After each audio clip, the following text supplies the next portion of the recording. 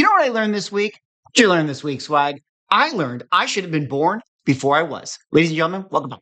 So I don't know if you guys have caught this video I have pulled up in front of you, but this thing has been popping off. I mean, you know when you have the normies in your life say to you like, "Hey, this guy I know likes comic books. Hey, you should check this thing out." And I have people like forwarding it to me, like outside of my Swaggle persona, like my friends from high school and stuff, or like, "Oh, Mickey likes comic books. He should check this thing out." Yeah, I got this thing sent to me like a bajillion times, and it makes sense as to why. Because as you guys can see, 795,000 views of an old video of an old comic book dealer at an old San Diego Comic-Con back in 1973. And I thought it'd be interesting to talk about, what this video actually says, talking about the prices that, these Superman books had back in the day and what they're inferring they would go for today. Because as somebody who knows values, who knows comic book prices, I think that this video is fake news. But of course, before I get to it, if you guys could like, comment, subscribe, I appreciate it. Helps for the channel doing things. But let us get into it. Now, man, oh man, I think it's really interesting that this video has been going around. It's obviously really, really fun to see old comic book footage. I mean, we got the dealer right there, holding up the Superman stuff. And then we got the guy interviewing him. I mean, even the content creators back then had more style, right? I don't look as cool as this guy when I talk to comic book dealers at San Diego these days. This guy's way cooler than me. Man, we need to get back to the 70s style of San Diego Comic-Con. Am I right? Let me hear in the comments. Anyways, this video was interesting, came out, and I thought we would watch it together and talk a little bit about, some of the prices and why I think it's interesting in its like viral nature, because the sticker prices are so high. People are like, "Oh my God, I should have bought comic books." But the question is, are they really worth the values that this video is saying? Let's find out together. All right, let's take a look and see what this video is all about. Edition of Superman, the #2.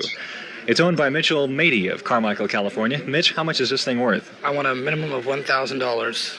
What's the most you've $1,000. Even back then, wall book prices were ridiculous. I'm just kidding. Superman 2, obviously a very nice book, but we don't really know what the grade it is. But then this person said 1973 price $1,000, assuming it's a 9.2, which we don't know if that book is a 9.2. But this person's saying that it would go for $750,000 of value today. And it's like, on the one hand, yeah, maybe it would be that. That sounds crazy and cool, and this is a reel that I should totally share. But then I was like, wait a minute. Superman 2? It would sell for that today? You sure about that?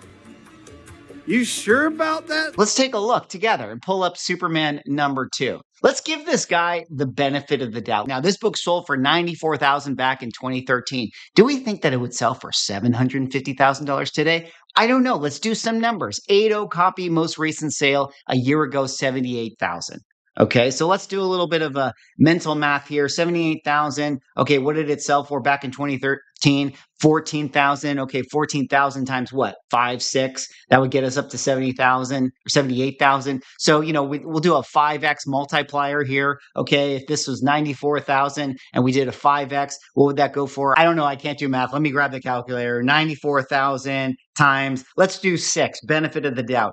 $564,000. Do we think that this book would sell for $500,000 today? I mean, maybe, but it's not 750 plus. This is fake news. But I thought it was interesting because big numbers bring the people to the hobby. This is what it's all about. We've had many conversations about this before, how, all of a sudden when the big comic books sell and there's the headlines and it's like, oh, the Superman sells for $10 million or whatever, which it didn't actually sell for $10 million, but you know what I mean? That's when all the people go into the comic book stores and think to themselves, you know what, if I bought a Spider-Boy today, by this logic, okay, in the year 2065, that book is going to be worth 10,000x.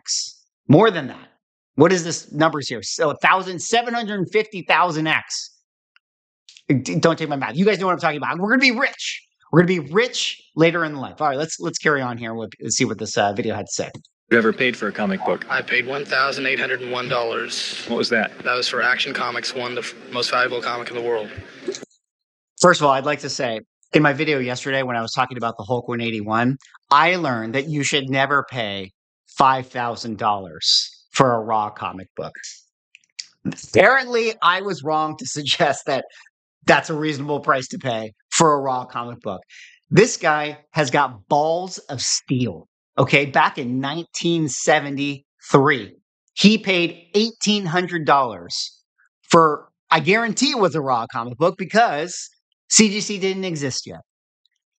What a Chad. The ultimate comic book collecting Chad, $1,801 in 1970 for an Action Comics #1, and the value of the 2025 version of a CGC 85 would be $8 million. Are we sure about that? Once again, cue the clip. You sure about that? Let's take a look here. We know what happened the other year for an 85, okay? We had the Kansas City pedigree. Admittedly, I think that this is the coolest branded version of the Action Comics 1 possible pedigree because it's the Kansas City one. He's from Kansas. You know, it works perfectly for the superhero character, and we know what this one sold for. They have a slash price here. It sold for $6 million. That wasn't too long ago. That was 2024, and it was the special pedigree copy. This video is telling me that here in the year 2025, that CGC 85 would go for $8 million? I mean, do we really think that this book has gone up by 2 million in a year? I don't know, guys. I don't know. But I'll tell you what. You know what brings people to watch comic book reels on Instagram? 8 million. 8 million is so much cooler than 6 million. You know what I mean? $6 million man has been. 8 million, that's what's up. That's going to make me want to share it with my friends. You know, a little bit of a clever use of game mechanics here, you know? Did he keep potentially $8 million in Action Comics 1? I don't think he has $8 million. It is fair to say that maybe he had the top census. You know, maybe he had one of the two 9.0 copies. The 9.0 copies back in 2011 selling for $2 million, and then a more recent one in 2014 selling for $3 million. So I'm willing to say maybe the 9.0 copy could get 8 million. What do you guys think about that? Do you think that that's possible? I mean, this one said the CGC 85 would get 8 million. I don't know about that one, but let's carry on. Where is that now? That is in my safety deposit box and in the bank, insured. For how much? $10,000. If you'd care to believe these folks. Tricorder. It's a combination sensor, computer, recorder. What is it sensing right now? Well, the presence of human life. The tricorder. Actually, I didn't prep this. Let me just see really quick. Star Trek tricorder, 1973. What does it sell for today? $250. Should have taken that $10 and bought a comic book back in the day. Actually, I'm curious here. S&P 500, 1970 calculator. Let's go in here. He spent $1,000 on that Superman #2. So what is that? If he put that in the S&P back in 1973, $1,000, what would it be today? Let's calculate. $207,494.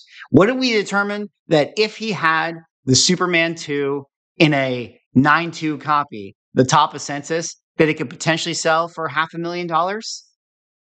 Okay, I'm sold, guys. Comic books outperform all of the S&P. Let's see the Action Comics 1, 1,800 back in 1973. What would that be today? $373,000. Well, he would certainly get more.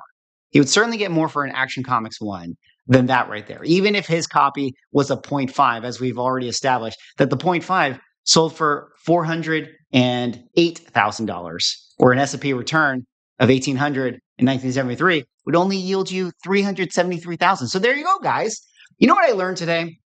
I learned that I should have been born in 1970 and been buying comic books at 3 years old. And then also, all of it is more valuable than stocks. Comic books only go up. If you buy comic books, they'll eventually make you rich 30 years later. This is what this video taught me today. You know, next time I'm going to go to San Diego Comic-Con, I'm just going to spend $1,000 on any comic book and just assume that it's going to go to 8 million. I think that that's a very reasonable and rational assumption that could happen for me. No, jokes aside, so I thought that this video was pretty interesting. It's always funny to me how it's like, oh, you got to, let's just spruce the numbers a little bit. Let's just juice them up. Yeah, maybe it's not 750, maybe it's more like 500, but, 750 makes people want to share the reel. 8 million makes people want to share the reel. It's funny.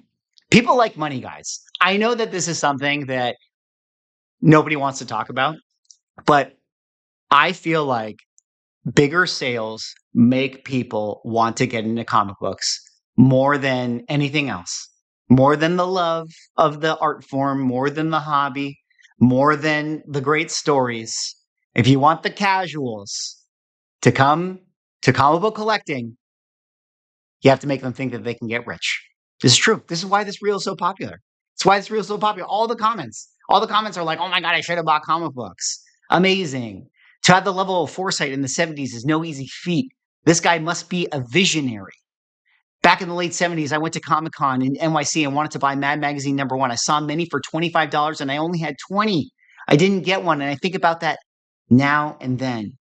You only regret the comics that you never buy. That's what people always say to me. Hopefully someone is able to connect with him today and do an interview podcast with this legend.